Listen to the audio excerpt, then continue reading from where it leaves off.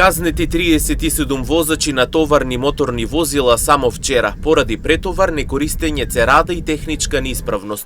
Полицијата дополнително поднесе 13 барања за поведување прекршочна постапка против правни и одговорни лица.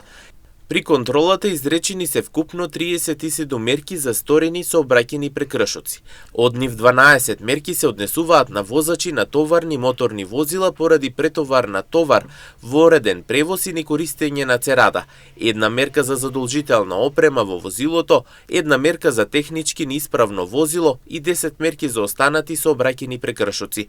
Дополнително поднесени се 13 барања за поведување прекршочна постапка против правни и одговорни лица.